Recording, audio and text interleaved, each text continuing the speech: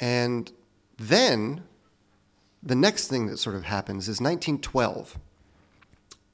A guy named M.G. Parzekian, an Armenian guy, went to Columbia Records and said, I got the guys for you. This is what the people want. This is what you're going to be able to sell. It was a band, 2 Armenian guys, 1 Assyrian, and a Catholic guy from Aleppo, Syria. And he said, look, I'm going to put up the money for the recording session, and you release the records and market them as normal. And if they sell, we'll work something out. We'll see if we can get some money happening here. And sure enough, they were a hit. So 1912, we begin with the first hit Turkish records made in America, Turkish language. And from there, this trajectory happens where the companies are recording just more and more and more immigrant music over the next decade and a half. To put this in perspective of American folkloric music, the general thought of starting date for the country music business is 1927, when the first recordings were made in Bristol on the Tennessee-Virginia border, and the Carter family and Jimmy Rogers and a bunch of other people were first recorded. There'd been a few recordings in the early and mid-20s of actual fiddlers from the American South, but not many. And the first ever recording of the voice of an African-American woman was Mamie Smith's Crazy Blues, made in 1920, by which time there were already 2 major Greek female stars who were, shifting thousands and thousands of copies of everything that they put out. So a lot of this stuff kind of precedes the beginning of the narrative of Americana. This is a guy who rode that wave beautifully. And we talked about Chamil Bey as a great drinker. I think that he has a rival in this fella, whose name was Achilles Poulos. Achilles was born and raised in, I'm going to say it wrong. I say a lot of stuff wrong. Balıkesir, which is on the northwestern coast of Anatolia. Born in 1893, immigrated October of 1913, and started recording probably around 1919 or 1921 for little independent companies run by Armenians. And then he signs a contract with, starts recording for both Columbia Records and Victor Records. He recorded over 100 performances in less than 7 years. It was his whole career, but he had a vast repertoire. And because the records are so good, rumors have circulated for decades about Achilles, who he was. I heard that he married a Jewish belly dancer from Brooklyn. But when I tracked down his granddaughter and mentioned this, she was slightly horrified because no such person had occurred in the family folklore.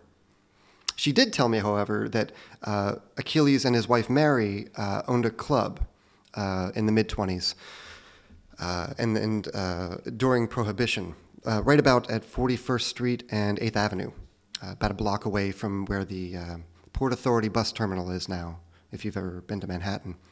And they were selling booze during Prohibition. Apparently coffee cups full of ouzo or wine, and you would ask the person who was running the place for a coffee, aman aman, and he knew that you wanted something better than coffee and would bring it to you. Well, anyway, the cops busted him and threw him in the tombs, shut the place down. So they get out of jail, and they open up another one right across the street, immediately catty corner on the same block. And the cops come in again, bust him again, throw him in the tombs again. They come back out, and they open the first one over again. The man could not be stopped when it came to the nightlife. He was a person who spent his whole life with an oud in one hand and a glass of wine and a cigarette in the other, out in the clubs all the time. The other rumor that circulated for a long time was to do with his biggest hit, a record which is, really ubiquitous and which you find copies of all the time, which was called "I Wish I Never Came to America." And the story that circulated for a long time was that he'd been ratted out to immigration services, and they'd rounded him up and deported him back home for making such an unpatriotic song. And that's why his career just sort of suddenly ends on record in 1927. Turned out not to be true. Turns out that he lived to 1970 and is buried in Connecticut, where he had worked for several decades for a coffee roaster. So, anyway, this is the B-side to "I Wish I Never Came to America." This is the Ceftacelli Gazelle, as it's credited on the label. Ceftacelli, is a belly dance, and a gazelle is like two lines of poetry that are sort of improvised upon. This one was composed by another Turk, Hafez Ahmad Bey, and the literal translation of the title of the composition into English is "Make Me Smell Your Bangs." I think that actually, as kinky as that sounds, what they're actually going for is something more like "Let Me Smell Your Hair," featuring the incredible oozing clarinet of a guy named Nicholas Relias.